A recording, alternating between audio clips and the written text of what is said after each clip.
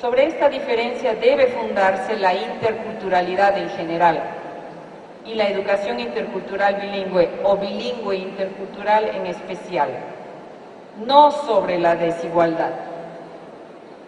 Cito: reconocer el déficit de una cultura minoritaria frente a otra presuntamente mayoritaria por dominante equivale a no admitir la capacidad de cualquier cultura para generar nuevas estrategias adaptativas en nuevos contextos y con ello negar el plano de igualdad en el que se encuentran todas las culturas y los grupos humanos que las han creado. El enfoque subyacente, generalizado a la EBI en manos del Estado, es un enfoque de aculturación que se traduce en la intención de suplantar las diferencias por una forma cultural dominante. Se apunta entonces a ver a las culturas indígenas como deficientes antes que diferentes, y nos inculcan la convicción de que la pobreza se explica por el hecho de que los grupos culturales distintos no cuentan con las mismas oportunidades para adquirir el conocimiento y las destrezas necesarias. El objetivo de la educación deberá ser lograr la compatibilidad entre la dinámica del aula y la dinámica cultural de origen de los grupos diferentes al grupo cultural dominante, que sigue siendo una referencia para las escuelas. En definitiva, se trata de diseñar sistemas, así lo vienen haciendo los estados, de compensación educativa, mediante los cuales el diferente deberá llegar con rapidez a asimilarse a la escuela y a la cultura dominante, facilitándole el tránsito al castellano. El enfoque adecuado a una posición como la esbozada por los movimientos indígenas, la EIB como un instrumento de liberación, solamente se entiende como transformación, que se basa en la teoría de la resistencia. Según estos planteamientos, los grupos minorizados, oprimidos, en nuestro caso los pueblos indígenas, no se acomodan pasivamente a la situación de control que ejercen los grupos dominantes, estructurando instituciones sociales para mantener o incrementar dicho control.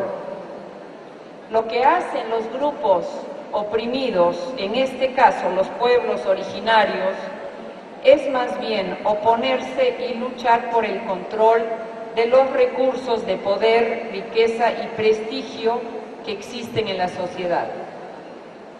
En este caso, el camino hacia una educación bilingüe intercultural pasa por superar su estrechez y por su ubicación en el ámbito de las comunidades indígenas, aceptando que hay distintas educaciones.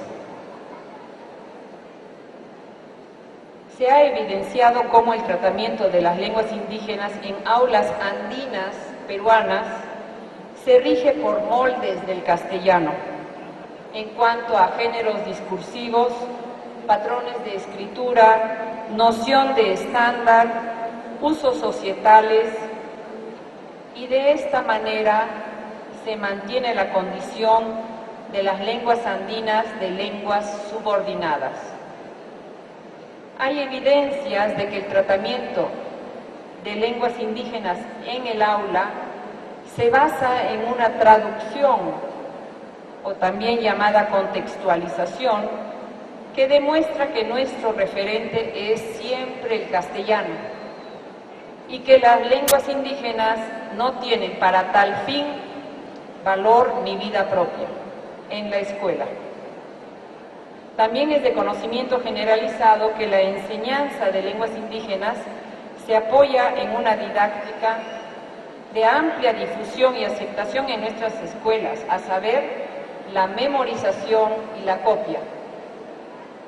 Estudios de la enseñanza y aprendizaje de lengua indígena en comunidades específicas, como las comunidades quichua en Ecuador,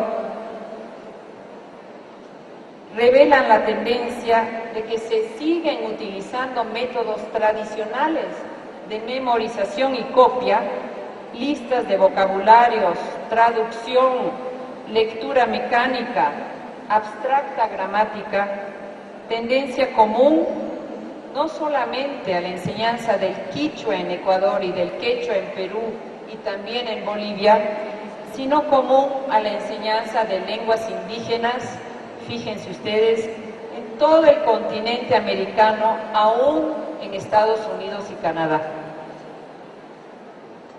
Estas constataciones nos llevan a referirnos a algunos aspectos que hacen a la pedagogía del castellano como lengua materna, que son copiados a la pedagogía de lenguas maternas indígenas. ¿Cuáles son estos aspectos que recoge Luis Enrique López? La enseñanza del castellano usualmente se lleva a cabo anteponiendo la norma a la comunicación, desatendiendo la variación regional y social, estableciendo un estándar sobre el cual ni siquiera existe consenso. ¿Es el estándar de España? ¿Es el estándar de la capital del país? ¿Es el estándar de la capital de la región o departamento? ¿El de cierta élite? Y ese supuesto estándar no necesariamente es manejado por el maestro. El castellano se enseña tradicionalmente obviando la diferenciación clara entre lengua hablada y lengua escrita. Se enseña con muy pocos y pobres resultados de comprensión de lectura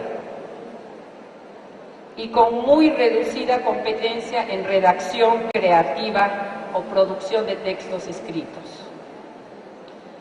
Nuestro argumento a desarrollar en lo que sigue es que la lengua hegemónica y de prestigio, como es el castellano, impregna no solamente la vida social y política, sino impone en la escuela su específica manera de tratamiento de las lenguas que ahí se enseñan, aun si son lenguas indígenas.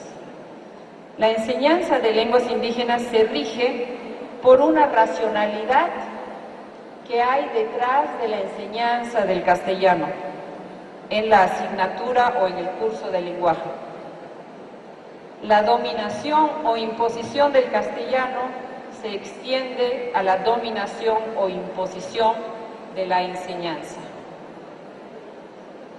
La justificación de una política de enseñanza de las lenguas indígenas debería trascender la condición de discriminación en la que se encuentran debido a la imposición del castellano.